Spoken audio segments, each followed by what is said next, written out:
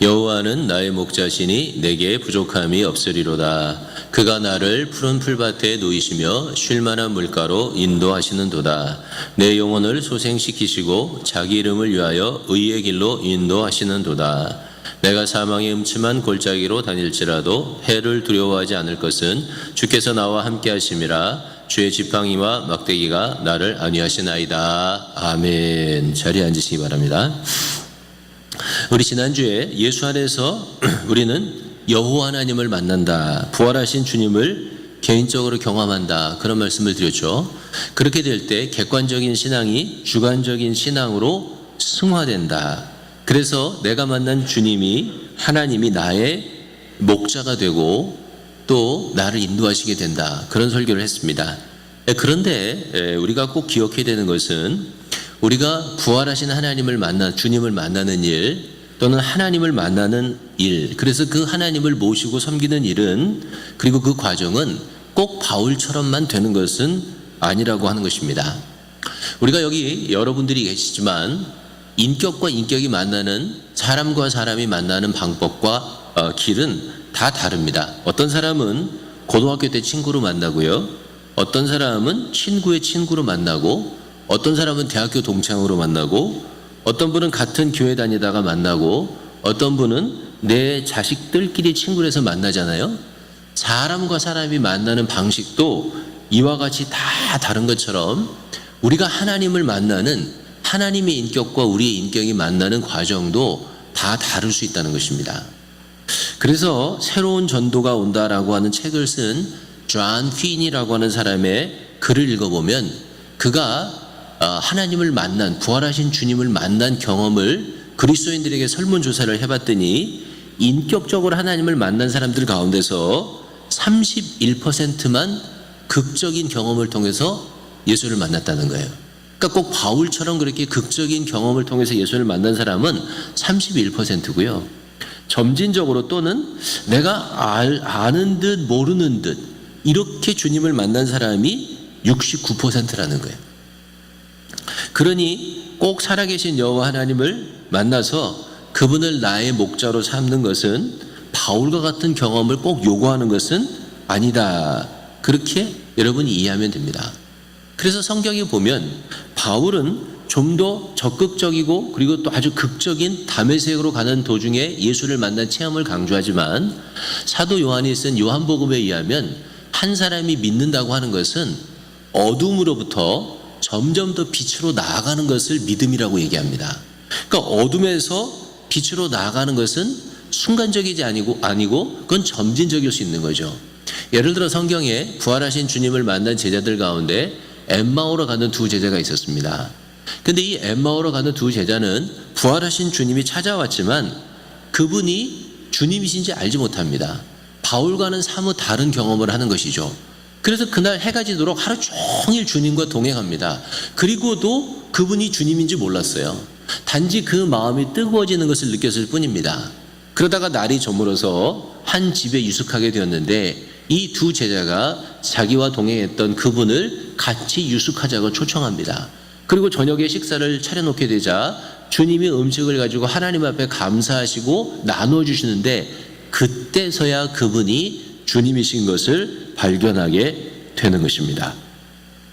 즉 사도 요한의 묘사와 같이 엠마오로 가는 두 제자는 점진적으로 그리고 서서히 주님을 만나고 깨닫게 된 것입니다. 마치 어둠에 저녁에 어둠이 가고 아침에 해가 뜨면 해가 서서히 뜨는 것과 똑같은 것이죠. 이렇게 해가 서서히 뜬다고 생각하는 사람들은 일기예보에서 내일 아침에 일출은 6시 30분입니다 이렇게 말하는 것에 대해서 고개를 갸우뚱거립니다. 왜냐하면 일출은 마치 어둡고 깜깜한 방에 우리가 들어와서 불을 탁 켜면 갑자기 불이 탁 들어오는 것처럼 그렇게 들어오는 게 아니고요. 일출은 어떻게 합니까? 서서히 밝아지다가 어느 순간에 해가 떠오르는 거예요. 근데 우리가 해를 보고 있으면 진짜 6시 30분에 해가 똑 올라오는지 아닌지 몰라요. 똑같아요. 예수를 만나는 것도 어떤 사람은 바울처럼 그렇게 예수를 만나지만 어떤 사람은 다른 방법으로 예수를 만날 수 있다는 것입니다.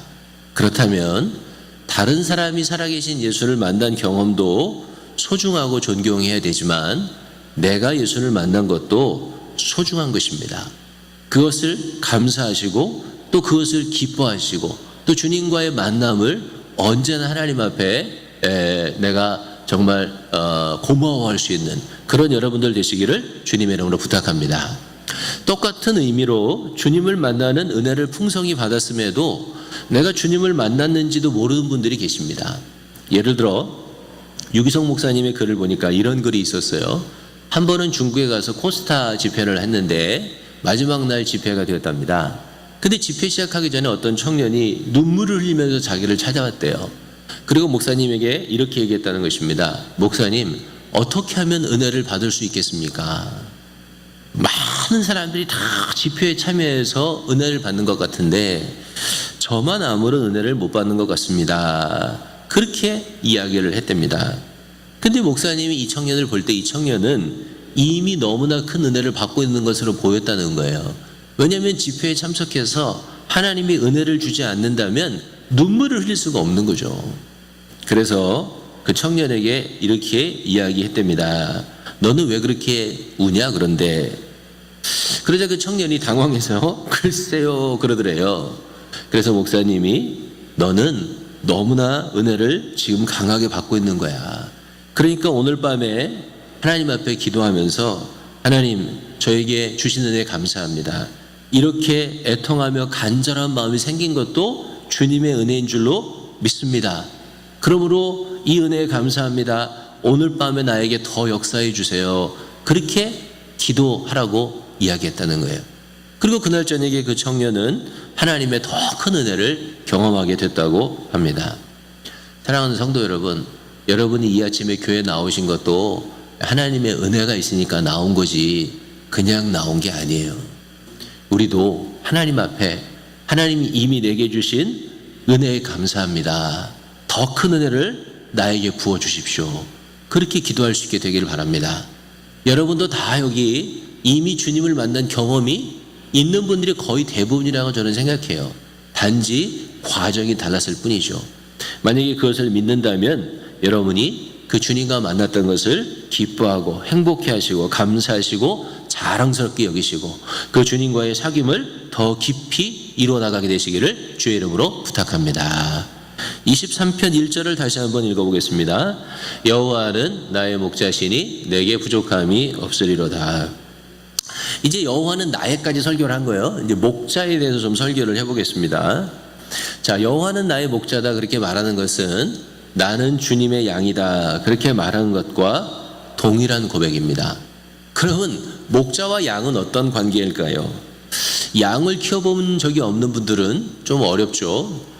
닭도 키워보고 강아지도 키워보고 토끼도 키워봤지만 양을 키워본 적이 없으니 목자와 양과의 관계를 잘 모르는 거죠. 혹시 여러분 가운데 목자는 양을 키워서 잡아먹는 관계다 그렇게 못된 말을 하는 사람들이 있다면 회개해야 됩니다. 그건 성경이 목자와 양의 관계를 말할 때 그렇게 그거를 의미해서 말한 게 아니에요. 하나님이 자기 백성들인 우리를 키워서 잡아드시는 분입니까? 그런 이야기는 하면 안 되는 거예요. 성경에 여호와는 나의 목자라고 다윗이 고백했을 때 거기에는 분명한 의미가 있었던 거예요.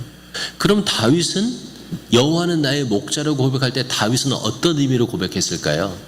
다윗은 목동 출신이잖아요. 그래서 그에게 있어서 다윗이 여호와는 나의 목자시니 그렇게 말한 것은 그의 모든 경험이 거기에 배어 있는 거예요. 근데 거기서 1차적인 다윗의 목자에 대한 경험, 목자와 양과의 관계는요, 성경을 찾아보면 돼요. 성경에 나와요. 사무엘상 16장에 먼저 돌아가 봐야 돼요. 사무엘상 16장에 돌아가면 거기 사무엘이 하나님의 명령을 따라서 기름 부려고 이새의 집을 찾아가잖아요. 이새 앞에 7 아들이 다 지나갑니다. 하나님이 택하신 자가 거기 없는 거예요. 사무엘이 물어보죠. 야, 너 아들이 더 없느냐? 그렇게 물어봤습니다. 그랬더니 이새가 아들이 하나 더 있다고 고백하면서 그 아들에 대해서 이렇게 얘기합니다. 사무엘상 16장 11절 읽어볼까요? 시작. 또 사무엘이 이새에게 이르되 내 아들들이 다 여기 있느냐? 이새가 이르되 아직 막내가 남았는데 그는 양을 지키나이다. 여기서 다윗이 말했던 목자와 양의 첫 번째 관계가 성경에 기록되어 있어요. 목자는 양을 지키는 사람이었던 거예요. 그게 성경에 다윗이 목자를 얘기할 때 첫 번째 의미인 거예요. 목자는 양을 지켰어요. 하나님이 우리의 목자가 되시면 하나님이 우리를 지켜주세요. 믿으시면 아멘 하시기 바랍니다. 그게 첫 번째 의미예요. 두 번째 의미는 사무엘상 17장에 나와요. 그 다음 장인 사무엘상 17장에는 다윗이 사울 임금 앞에서 자기가 목동으로서 양에게 한 일을 스스로 자신의 입으로 고백하고 있어요. 이렇게 고백하고 있습니다. 한번 읽어볼까요?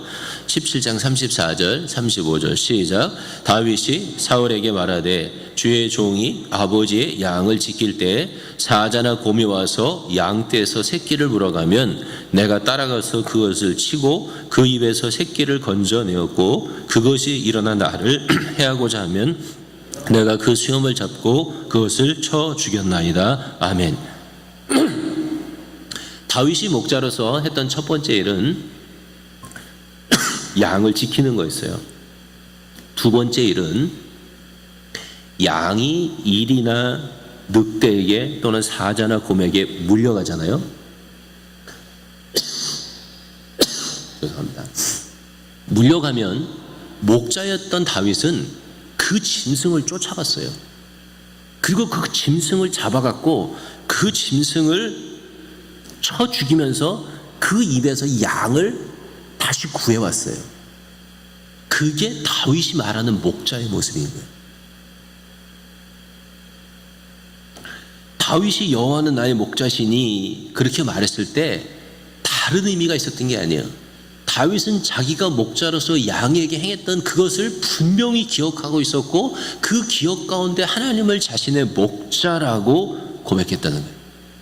그러니까 다윗이 여호와는 나의 목자시니 그렇게 이야기하고 자기 자신이 하나님의 양이라고 고백했을 때 그 양은 어떤 존재냐면 스스로는 자신을 절대로 지킬 수 없는 존재, 그만큼 연약하고 그만큼 아무것도 할 수 없는 존재가 뭐냐면 하나님 앞에서 자기라고 고백한 거예요. 동시에 그 하나님은 어떤 하나님이냐면 맹수를 쫓아가서 맹수를 쳐 죽이고서라도 그 입에서 그 양을 끄집어내오는 그 목자, 그분이 누구냐면 그게 하나님이라고 고백한 거예요. 사랑하는 성도 여러분, 우리가 여호와는 나의 목자다 이렇게 고백할 때 만약에 그 고백이 잘 되지 않는다면 또는 고백한다라고 해도 나 자신이 양처럼 그렇게 연약하고 스스로를 지킬 수 없는 존재라고 하는 사실 자체가 믿어지지 않거나 고백되지 않으면 또는 동의가 되지 않으면 여호와는 나의 목자라고 고백이 안 되는 거예요. 또는 여호와는 나의 목자라고 하는 고백 자체가 아직 무슨 의미인지 모르는 거예요. 우리는 이미 양에 대해서 설교를 많이 들어서 양이 우리가 생각하는 것처럼 그렇게 깨끗하거나 양순하거나 말을 잘 듣는 짐승이 아니라는 걸 알고 있어요. 양은 모자라고 어리석고 고집이 세고 지저분해요. 그래서 이사야서에는 이렇게 쓰고 있죠. 이사야 53장 6절 읽어볼까요? 우리는 다 양 같아서 그릇 행하여 각기 제 길로 갔거늘 여호와께서는 우리 무리의 죄악을 그에게 담당시키셨도다. 우리는 다 양 같아서 제 길로 갔다는 거예요. 그게 양의 모습이에요. 근데 이 양은 굉장히 연약해요. 여러분이 들어보셨지만 양은 눈이 나쁘다 그러죠. 1m나 2m 앞분이 못 본대요. 짐승 중에서 눈이 제일 좋은 짐승은 아마도 독수리일 텐데요. 독수리는 눈이 사람 눈으로 따지면 시력이 6.0이래요. 그래서 1km 밖에 있는 쥐를 알아본대요. 그게 독수리의 눈이에요. 근데 독수리의 눈에 비해서 양은 2m밖에 못 본다는 거예요. 그러니까 너무 잘 구덩이에 빠지고 골짜기에 떨어지고 길을 잃어먹는 게 누구냐면 양이라는 거죠. 양은 이빨이 날카롭지 못해서 짐승을 물 수가 없어요. 양은 발톱이 날카롭지 않아서 다른 짐승에게 해를 가할 수도 없어요. 그는 사자나 맹수처럼 빠르지도 않아요. 겁이 많아서 흐르는 물은 마시지도 못한대요. 급하게 흐르는 물은 마시지 못하기 때문에 물을 마시게 하려면 물을 가둬줘야 된다는 거예요. 그만큼 연약한 게 누구냐면 양이에요. 결국 양의 특성은 혼자서는 생존할 수 없기에 누군가의 도움이 절대적으로 필요한 존재가 양이라는 거예요. 자, 근데 보세요. 우리가 나를 그렇게 생각하냔 말이에요. 나는 진짜 하나님의 도우심이 없으면 나 혼자 살아남을 수 없는 그런 연약한 존재라고 믿어지냔 말이죠. 이게 믿어지면 여호와는 나의 목자라는 고백이 되는데 이게 안 믿어지고 동의가 안 되면 잘 고백이 안 되는 거예요. 왜냐하면 우리는 내가 생각할 때 나는 하나님 믿지 않았던 날도 잘 살아왔고 지금도 열심히 신앙생활 하지 않지만 얼마든지 세상을 이기며 살아가고 있다고 스스로에 대한 자부심과 스스로를 대견하게 여기는 마음이 사람들 가운데 많이 있는 거예요. 그러나 사실 이런 생각은 착각이에요. 하나님은 이런 생각을 갖고 있는 사람을 지혜롭다고 하지 않으세요. 그거는 자기의 모습을 정확히 못 보는 거예요. 여러분이 잘 아는 톨스토이라고 하는 작가가 있죠. 러시아의 대문호입니다. 그 톨스토이가 참회록이라고 하는 책을 썼는데 그 참회록이라고 하는 책에 보면 우리 인간의 이런 우둔한 모습을 잘 비유한 이야기가 있어요. 여러분이 들어보시면 다 아는 거예요. 잊어먹어서 그렇지. 어떤 나그네가 길을 가다가 광야를 가는데 난데없이 사자 한 마리가 삼킬 듯한 기세로 달려들었어요. 나그네는 죽을 힘을 다해서 도망을 쳤지만 금세 숨이 헐떡거리고 한계에 다다라서 뛰지 못할 지경이 되었어요. 근데 바로 옆에 보니까 우물이 하나 있는 거예요. 그래서 나그네는 옳다구나 하고 우물에 뛰어들었어요. 우물의 깊이가 얼마나 깊은지 모르지만 우물에 뛰어들었는데 천만다행으로 우물 가운데 있던 나뭇가지에 걸려서 생명을 건졌어요. 위를 바라보니까 사자가 으르렁거리고 있어요.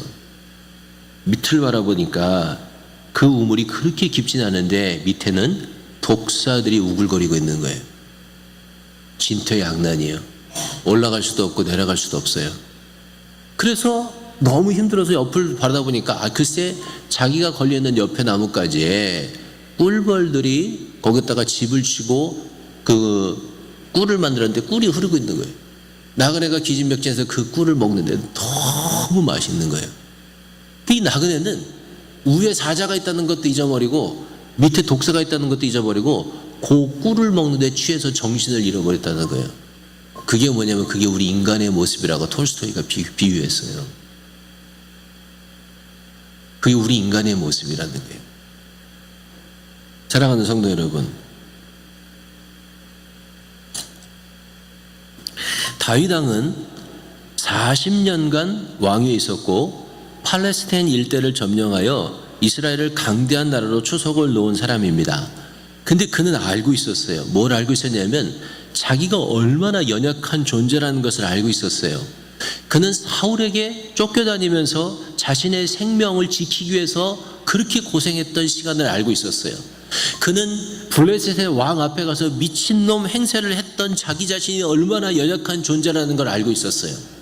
그는 자기가 왕위에 오른 이후에도 아들들의 반란을 피해서 도망쳐야만 했던 자기 자신을 알고 있었어요. 밧세바의 사건으로 하나님의 진노 앞에서 떨었던 자기 자신을 알고 있었어요. 자기 자신은 아무것도 아니며 지극히 작은 목동이었음에도 불구하고 하나님이 택해 주시고 지켜주시고 환난과 어려움을 이기게 해주시고 결국은 왕으로 삼으셨음을 그는 알고 있었어요. 그래서 다윗은 여호와는 나의 목자라고 가슴으로부터 고백하고 있는 거예요. 비슷한 고백, 똑같은 고백이라고 할 수 있는 내용이 사무엘하 7장에도 나오는데 이렇게 고백하고 있죠. 다윗 왕이 여호와 앞에 들어가 앉아서 가로되 주 여호와여 나는 누구오며 내 집은 무어디간데 나로 이에 이르게 하셨나이까. 다윗의 정말 신실한 고백인 거예요.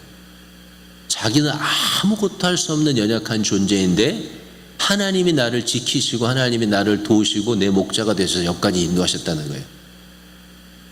이 고백이 마음으로부터 나왔기 때문에 하나님은 다윗을 자기 마음에 합한 자라고 말씀하신 거예요. 사랑하는 성도 여러분, 우리는 사실은 똑같은 고백으로 주님을 경험하고 있는 거예요. 우리는 영원한 나라, 하나님의 심판, 우리의 멸망 이런 것에 대해서 우리가 할 수 있는 것이 아무것도 없어요.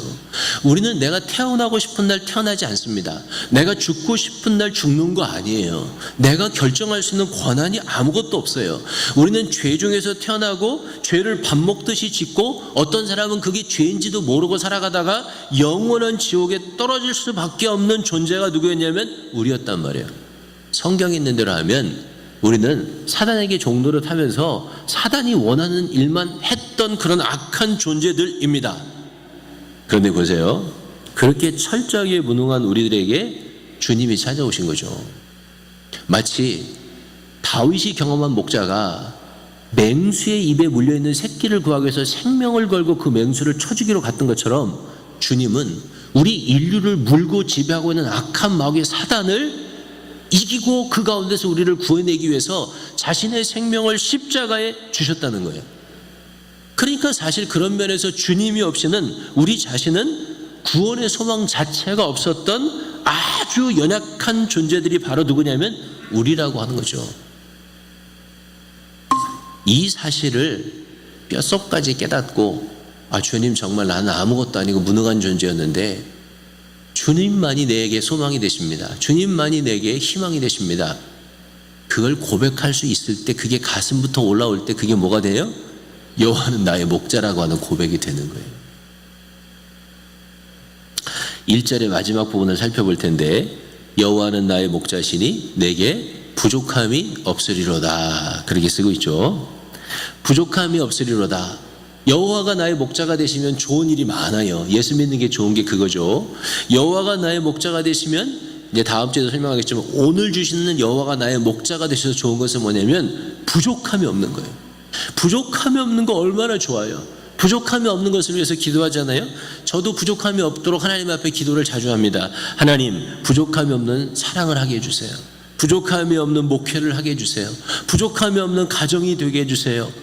얼마나 우리가 간절히 원하는 거예요. 여호와가 내 목자가 되시면 그 사람은 부족함이 없다는 거예요. 우리 성도님들을 만나서 이야기해 보면 진짜 하나님의 목자 되심을 고백하면서 부족함이 없다고 감사하는 분들이 계세요.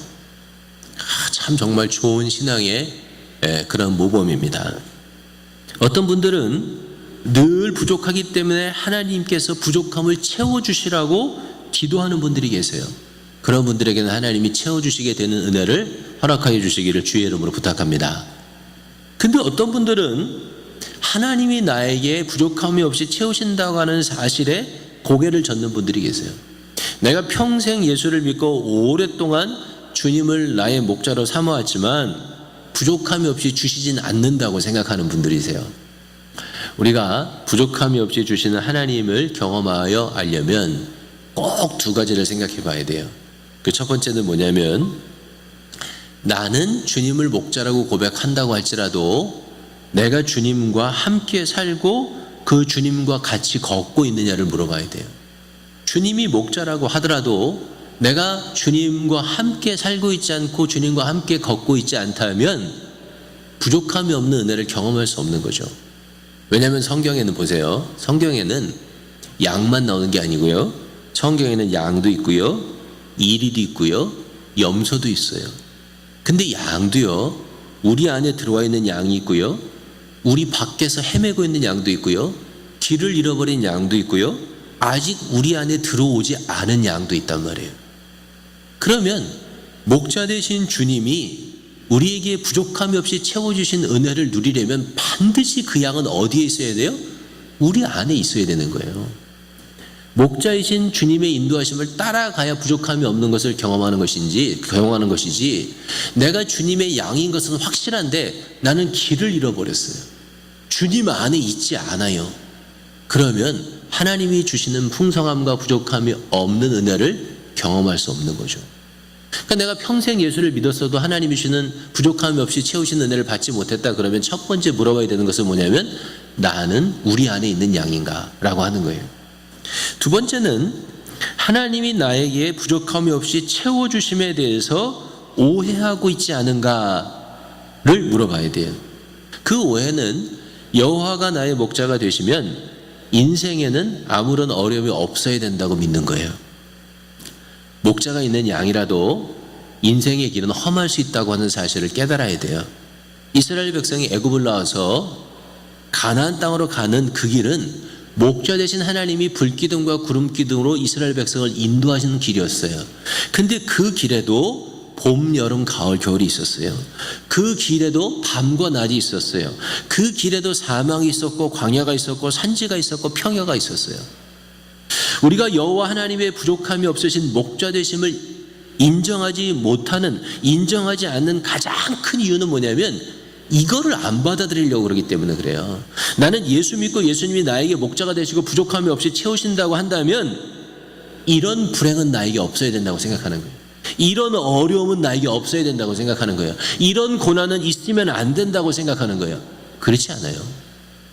우리가 예수 믿는다고 해서 또 예수님이 나의 목자가 된다고 해도 내 인생이 앞으로 아무런 걸림돌이 없는 10차선의 고속도로가 닦이는 게 아니에요. 우리 인생의 길은 그렇게 평탄하지 않아요. 그거는 나와 모든 인류가 다 죄를 지은 까닭입니다. 내가 가는 길에도 뭐가 있어요? 어려움이 있을 수 있다는 거예요. 내가 가는 길에도 고통이 있을 수 있다는 거예요. 내가 가는 길에도 사막이 있을 수 있고 광야가 있을 수 있어요. 그러나 그럼에도 불구하고 여호와가 목자가 되시면 그 모든 길에서 우리를 부족함이 없이 도와주시는 하나님을 경험하게 된다는 거예요. 그게 부족함이 없이 채우시는 거예요. 지난주에 자동차 오일을 가려고 바디샵에 가는 길에 기독교 방송을 들었는데 기독교 방송에서 이광기 작가라고 하는 분이 나와서 간증을 했어요. 작가라고 그랬지만 찾아보니까 탤런트더라고요. 유명한 탤런트입니다. 제가 사진을 앞에 갖고 왔는데 누군지 다 아는 분이세요. 이분은 본래 불교 신자였다가 결혼 후에 아내를 따라서 교회를 다니기 시작했답니다.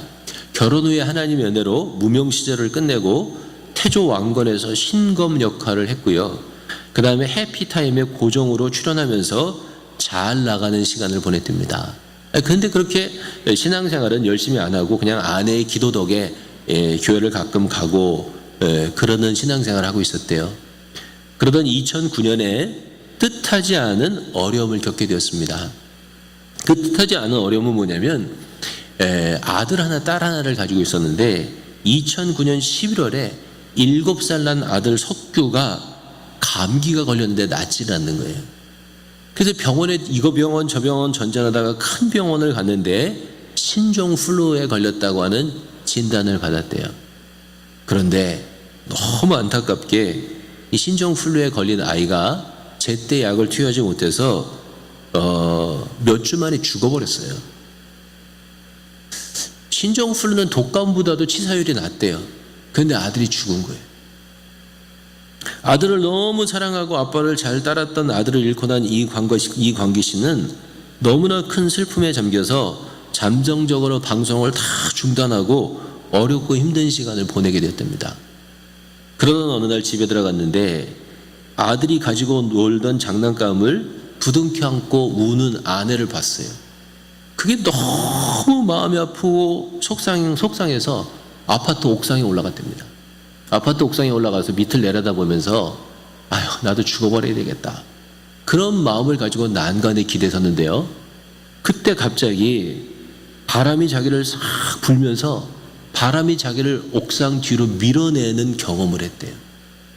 근데 그 바람이 불면서 자기를 옥상 안쪽으로 밀어내는 그 경험을 하면서 이광기 씨는 거기서 살아계신 주님을 만난 거예요. 갑자기 하나님이 마음에 평안을 주시면서 아 하나님이 살아계시는구나, 하나님이 나를 도와주시는구나, 하나님이 내가 아직도 살기를 원하시는구나, 그 경험을 거기서 했다는 거예요.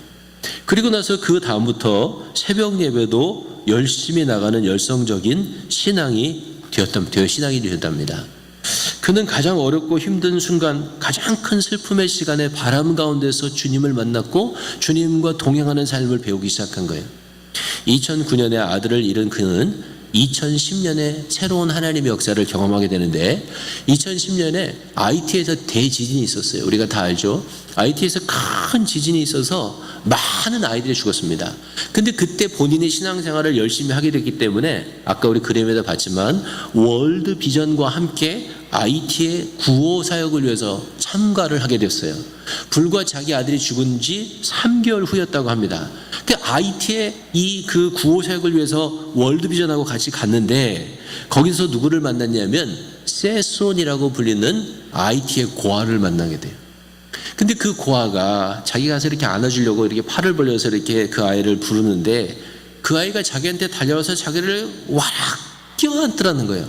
근데 와락 끼워안는데 그 느낌이 꼭 자기 죽은 아들 석규가 자기를 안아주는 것과 같은 느낌이 들었답니다. 그래서 많이 울었다는 거예요. 근데 알고 보니까 그 새손이가 자기 아들하고 나이도 똑같은 거예요. 근데 그날 저녁 숙소에 들어와 잠을 자는데 이광기 씨가 아들 꿈을 꿨어요. 3개월 동안 한 번이라도 꿈에서 만나게 해달라고 했던 그 아들이 3개월 만에 그날 찾아온 거예요. 그리고 아버지에게 이렇게 얘기했대요. 꿈속에서 아빠 나는 잘 있으니까 걱정하지 마시고 내 친구들을 잘 돌보아 주세요. 그렇게 꿈속에 얘기를 했다는 거예요. 이광기 씨는 그게 계기가 돼서 그때 처음으로 3명의 아이를 자신의 아들로 입양하기로 결정하고 후원했고요. 그때부터 10년 동안 월드비전하고 같이 일하면서 지금 전 세계 어린아이들을 위해서 이미 3개의 학교를 지었대요. 지금 4번째 학교를 짓고 있다고 합니다. 또 하나님께서 은혜 가운데 자기는 그 세소니아와 그 IT 아이들만 자기 아들로 삼고 살려고 했지만 정말 은혜 가운데 둘째 아들을 주셔서 딸과 아들을 너무나 잘 키우고 있다고 하는 간증이에요. 사랑하는 성도 여러분, 이광기 탤런트의 간증에 나타난 그대로입니다. 인생길에는 늘 험하고 어려운 일이 있을 수 있는 거예요. 여호와께서 나의 목자가 되시면 우리 인생길에 고난이 다 없어지는 게 아니고요. 어떤 일을 만나고 어떤 일을 당한다고 하더라도 그것을 이기고 앞으로 나갈 수 있는 부족함이 없는 하나님의 공급하심을 채워주심을 경험하게 된다는 거예요. 그런 면에서 여호와는 나의 목자시니 내가 부족함이 없으리로다 그렇게 고백하게 되는 거죠. 그게 예수 믿는 사람들이 경험하는 놀라운 축복이에요. 아무리 어렵고 힘들고 고통스러운 일을 당한다고 하더라도 그 어려움과 고통이 나를 무너뜨리는 게 아니고요. 오히려 하나님이 목자가 되실 때 그 어려움이 나를 더욱 새롭게 하고요. 그 어려움이 내 인생을 더 거룩하게 하고요. 그 어려움이 내 인생을 더 빛나게 하고요. 그래서 시편 23편에 고백한 것과 같이 푸른 풀밭 쉴 만한 물과 영혼의 소생을 경험하게 되는 거예요. 예수 믿어서 좋은 이유는 바로 여호와가 이와 같은 목자가 되셔서 우리를 도와주시는 거예요. 주관적인 신앙이 객관적인 신앙으로 승화되고요. 남들과 똑같은 또는 남들보다 더 어려운 일을 경험하며 살지만 부족함이 없이 채우시는 하나님을 경험하게 되고요. 광야 같은 인생에서 풀밭을 만나고요. 사막과 같이 메마른 땅에서 쉴 만한 물가를 찾아주시는 것을 느끼고요. 지치고 고단한 영혼을 소생시켜 주시는 부족함이 없는 인생을 살게 된단 말이에요. 그래서 예수 믿는 게 좋은 거예요. 사랑하는 성도 여러분, 우리 기왕에 예수 믿으려고 교회 나왔잖아요. 또 신앙생활을 한두 해 한 거 아니잖아요. 그렇다면 정말 전적으로 우리 하나님을 목자 삼고 살아가야 되겠어요. 진짜 그분만 의지하면서 내 연약함을 고백하며 그분을 따라가야 되겠어요. 그래서 여호와는 나의 목자시니 내게 부족함이 없으리로다. 이 고백이 여러분의 마음과 내 마음에서 제 마음에서 정말 거짓없이 터져 나오는 그런 아름다운 신앙의 인생들을 다 살 수 있게 되기를 예수님의 이름으로 부탁합니다. 우리 같이 한번 찬양 드릴 텐데요. 오늘 말씀을 생각하면서 너 근심 걱정 말아라 3절 4절만 우리 찬송 드리겠습니다.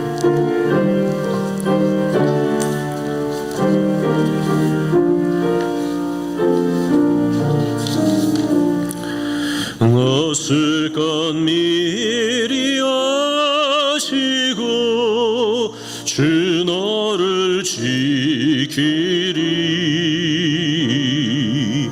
구하는 것을 주시며 주 너를 지키리. 주 너를 지키리. 아무 때나 어디서나 주 너를 지키리. 늘 지켜주시리.